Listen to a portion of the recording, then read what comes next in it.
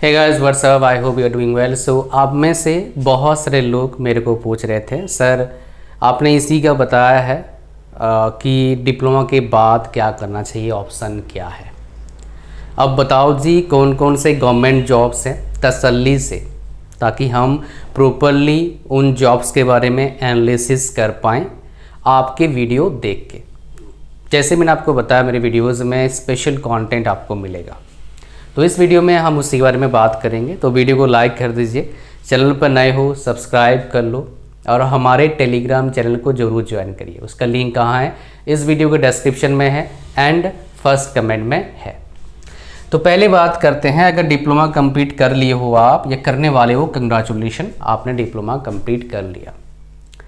तो करने वाले हो तो एडवांस में कंग्रेचुलेशन, कम से कम एक अपने टेक्निकल फील्ड का एक सर्टिफिकेट ले लिया आपने, जो आपको कैसे भी पढ़ाई करें आपने 70 to 80%, 85% चांस है आप भूखा नहीं रहे होगे। अब आपको जॉब तो लग ही जाएगा, चाहे कम लगे थोड़ा सा ज़्यादा लगे, चाहे 15,000 का लग जाए, चाहे आपका 30-35 हज़ार का लग जाए। बिकॉज डिप्लोमा के बाद 4 लाख 4.5 लाख का जॉब भी लगता है और डिप्लोमा के बाद 15,000 का जॉब भी लगता है। डिपेंड करता है किस पर, आप पर, मार्केट पर, कंपनी कौन सी आ रही है, कौन सी कंपनी वैकेंसी है, बहुत सारे फैक्टर्स पर डिपेंड करता है। खैर, अगर आप बात करेंगे डिप्लोमा के बाद गवर्नमेंट जॉब के बारे में, तो मैंने अब तक जो मैक्सिमम पैकेज देखा है 80,000 से लेकर लगभग 90,000 तक का पैकेज आपके पास रहता है। ये मैक्सिमम है 80,000 से 90, कल डिप्लोमा के बेस पर बता रहा हूँ। स्टार्टिंग सैलरी है बाबू, कोई 5 साल बाद की नहीं बात कर रहा हूँ। बट ये सरकारी कंपनी होती है, गवर्नमेंट जॉब्स होता है तभी मिलता है।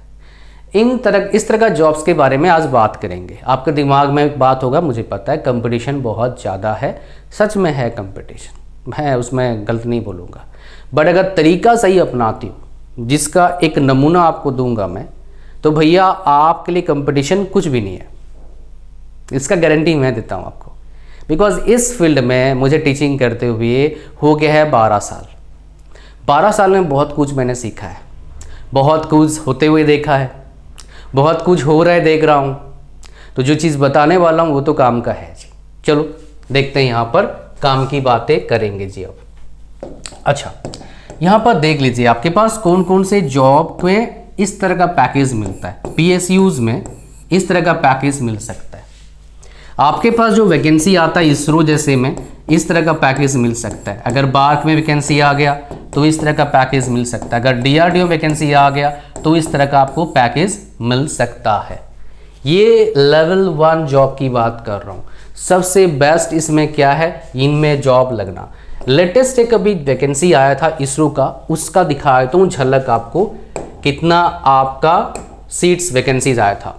इसरो का भी वैकेंसी आया था, उसमें जो मैक्सिमम वैकेंसी था वो इसी वालों का था डिप्लोमा बेस पर। कितना, 28 वैकेंसीज था। डिप्लोमा होना चाहिए आपका इलेक्ट्रॉनिक्स से। जो डिप्लोमा करा है इलेक्ट्रॉनिक्स से भाई वो एलिजिबल हो जाता है इसमें। और 28 सीट्स वैकेंसी था इसमें।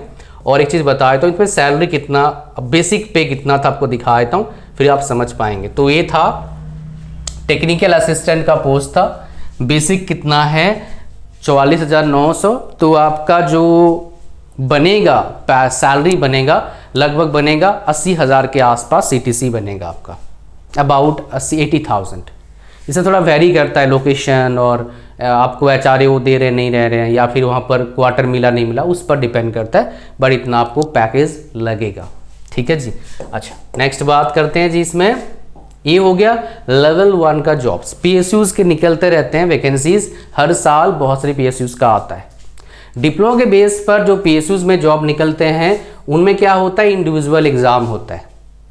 बट जो बीटेक के बेस पर पीएसयूज में जॉब्स निकलते हैं, मैक्सिमम गेट के थ्रू से वो जॉब निकालते हैं। ऐसा नहीं है कि बिना गेट का निकालते हैं, बट मैक्सिमम गेट के थ्रू से निकालते हैं। So there is problem for this, उसके लिए उसमें प्रॉब्लम तो है। अच्छा, नेक्स्ट अपन बात करेंगे इसी के बारे में जो बहुत ज़्यादा इंपॉर्टेंट है आपको अच्छा, ये हो गया टीयर 1 का सैलरी वाला जॉब, टीयर 1। अब टीयर 2 की बात करेंगे। टीयर 2 में कौन सा सैलरी आ जाएगा, जिनमें आपका लगभग सैलरी होगा 35 से लेके 50-55 हज़ार तक का सैलरी पैकेज होगा। ये भी अच्छा है। तो अगर ऐसे बात करें नॉर्मली इसी वालों के पास सरकारी नौकरी का ऑप्शन कम है, मतलब जॉब नौकरी का वैकेंसीज का ऑप्शन कम आता है as compare to electrical, mechanical and civil. ये सच बात है। तो ऐसा नहीं कि नहीं आता है, आता है वैकेंसी बट कम आता है। जैसे एसएससी जेईई आप दे नहीं सकते, लगभग स्टेट जेईई आप दे नहीं सकते। दो बहुत बड़े एग्जाम हैं जिनको आप दे नहीं पाओगे बिकॉज में वैकेंसी ही नहीं है। अच्छा यहाँ पर आ जाइए। तो इनमें बेसिकली कौन से जॉब है आपको बता देता हूँ। मेनली दो जॉब्स हैं, रेलवे का ही है। एक आता है आरआरबी एएलपी और एक आता है आरआरबी जेई। ये दो जॉब्स का आप दे सकते हैं। अच्छा ये टेक वाले जॉब्स हैं। नॉन टेक वाले जॉब्स क्या दे पाएंगे, जितना भी 10th वाले बेस का जॉब होता है, 10th वाले बेस के जॉब होते हैं, एसएससी के जॉब्स होते हैं, वो आप दे पाएंगे। 10th वाले बेस पर जितने जॉब्स निकलते हैं उनको आप दे पाएंगे। तो मेनली अब देखते हैं आरआरबी एएलपी का क्या डिटेल है, आरआरबी जेई का क्या डिटेल है, उसको हम देखते हैं, फिर आगे बढ़ेंगे। फिर मैं आपको बताऊंगा क्या आपका स्ट्रेटजी होना चाहिए एग्जाम्स को क्रैक करने के लिए। तो सबसे पहले आते हैं जी इसमें आरआरबी एएलपी में। ये इन जनरल नोटिफिकेशन कब निकलता है, जनवरी में निकलता है। अभी तक जो एग्ज़ाम होता आ रहा है 5 साल में एक बार होता आ रहा है, लेकिन इस बार मिनिस्टर साहब और रेलवे के जो चेयरमैन उन्होंने बोला कि अब हर साल एग्ज़ाम करवाएंगे। करवा दिए तो अच्छी बात है। नेक्स्ट, टोटल एप्लीकेंट्स कितना है, 47 लाख एप्लीकेंट्स 2018 में फॉर्म भरे थे। कितना वैकेंसी 2018 में, 30,000 के आसपास वैकेंसी था। इस बार वैकेंसी कितना है, 2024 में जो आया है 6,000 वैकेंसी है। इस बार कितने बच्चे फॉर्म भरेंगे, 18 लाख, मतलब मेरे हिसाब से 20 या 30 लाख के आसपास फॉर्म भरेंगे। ओके, एज लिमिट क्या है आपका, 18 से 30 एज लिमिट है। टोटल वैकेंसीज बता चुका हूँ। एप्लीकेशन फ़ी कितना लगेगा, जनरल वालों का 500-400 रुपया डिफंडेबल है अगर आप CBT 1 के एग्ज़ाम देते हैं। एग्ज़ाम पैटर्न 3 रहता है इसमें, CBT 1, CBT 2 और एक CWET। CBT 1 में नॉन टेक रहेगा, CBT 2 में tech plus non tech, CWET में साइको टेस्ट रहेगा। नेगेटिव मार्किंग 1/3 नेगेटिव मार्किंग रहता है। अगर बात करेंगे एग्ज़ाम का strength, time management, basic concept और टेस्ट सीरीज देते रहना है आपको। नेक्स्ट, कट ऑफ कितना जाएगा, CBT 1 का 40 से 70, CBT 2 का 60 एंड CWET का 42। अगर ऐसे बात करोगे सैलरी कितना मिलेगा, 35,000 के आसपास। क्या इसमें इंटरव्यू होता है क्या, नहीं, इसमें इंटरव्यू नहीं होता है। जितने PSUs एग्ज़ाम होते हैं, इसरो के एग्ज़ाम्स होते हैं, जो हाई पेइंग जॉब्स मैंने बोला, उसमें इंटरव्यूज़ या फिर स्किल टेस्ट तो होगा आपका, इसलिए इतना सैलरी 30,000 पर मंथ एक्स्ट्रा दे रहे हैं ना।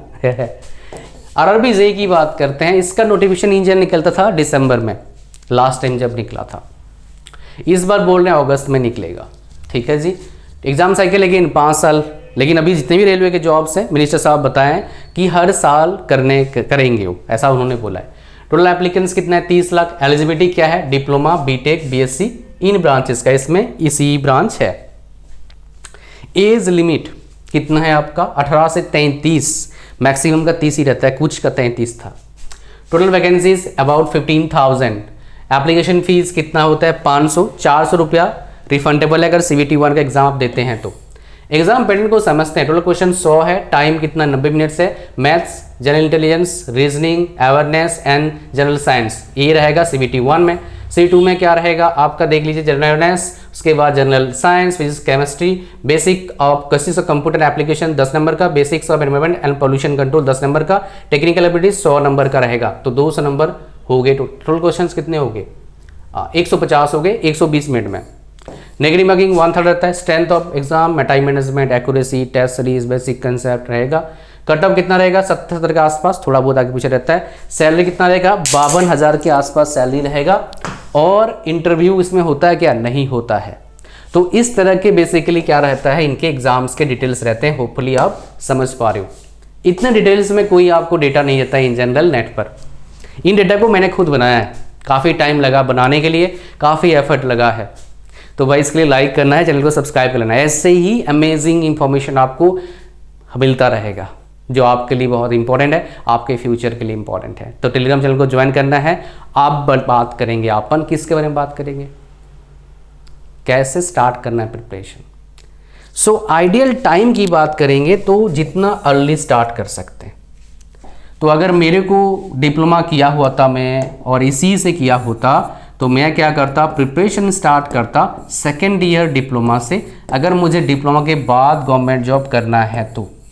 हालांकि इसी के बाद कई ऑप्शंस मेरे पास और हैं, बीटेक करना, एमटेक करना, वो लेकिन अलग हैं, उसके बारे में इसमें बात नहीं करेंगे अपन, बिकॉज इसमें सिर्फ इसी के बारे में बात करेंगे। वो कभी और टॉपिक अगर चाहिए इसी के बारे में मुझे बोलना, नीचे कमेंट करना, मैं बना दूंगा, कोई दिक्कत नहीं मेरे को। अच्छा, सेकेंड ईयर की जो मैं बात कर रहा था, सेकेंड ईयर से क्यों, बिकॉज सेकेंड ईयर से टेक्निकल सब्जेक्ट्स मेरे स्टार्ट हो जाते हैं। अब टेक प्लस नॉन टेक दोनों का प्रिपरेशन मैं चालू करता। नॉन टेक में मतलब क्या आ गया, जीके आ गया, रीजनिंग आ गया, एप्टीट्यूड आ गया, उसके बाद जनरल साइंस आ गया, इंग्लिश आ गया, ठीक है, ये सारे आ गए। आप बोलेंगे मेरे को आता है, भाई ट्राई करो, आपको पता लगेगा बहुत सारी चीज़ नहीं आता है, आपको बहुत कुछ चाहिए होता है यार गवर्नमेंट जॉब क्रैक करने के लिए। अच्छा, ये चीज़ मैं करता।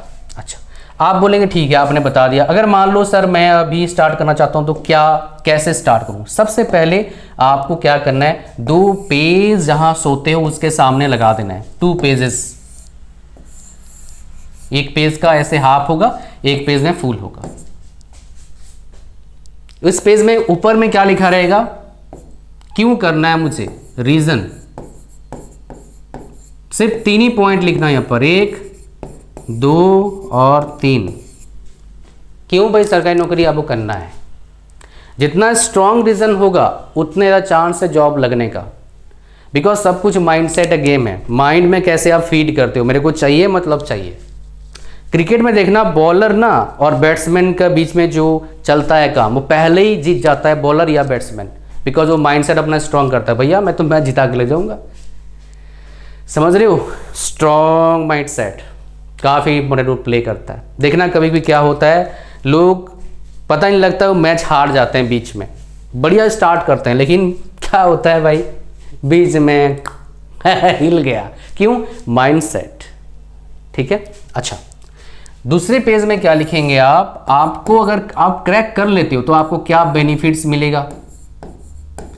अगर आप क्रैक नहीं करते हैं तो आप किस पोजीशन में चले जाएंगे, ये भी क्या करना है आपको, 3 पॉइंट से लिखना है। यहां पर 1, यहां पर 1, यहां पर 2, यहां पर 2 लिखना है, और यहां पर 3, और यहां पर भी 3 लिखना है। सिर्फ 3-3 पॉइंट लिखना, मत लिखो। और इसको चिपका दो ऐसी जगह पर जहां सो के उठते हो वो दिखे आपके सामने। डेली पढ़ोगे तो भाई आपका माइंडसेट बाकी बच्चों से ज़्यादा बहुत स्ट्रांग हो जाएगा। और जैसे ही आपका माइंडसेट काफ़ी स्ट्रांग हो गया, आपका एग्ज़ाम क्रैक होने का चांसेस काफ़ी बढ़ जाएगा, बिकॉज आप फिर मक्खन की तरफ का काम करना शुरू, मतलब ज़बरदस्त एफर्ट डाल के पढ़ाई करोगे, बिकॉज आपको आपका फंडामेंटल जो बेसिक था वो काफ़ी स्ट्रांग हो गया। ठीक है। अगर बाबू राज करना है ना लाइफ में, तो भैया अपने पर राज करना पहले सीखो, फिर आप राज करेंगे अपने लाइफ में। इंसान पहले अपने दिल पर, अपने दिमाग पर राज करता है। जिस दिन आपने कर लिया, nobody can stop you to achieve success in your life. जो दुनिया वाले इसको सक्सेस बोलते हैं, पैसे कमाना, नाम कमाना, बढ़िया ज़िंदगी जीना, ये बहुत आसान है रे बाबा, इतना डिफिकल्ट नहीं है।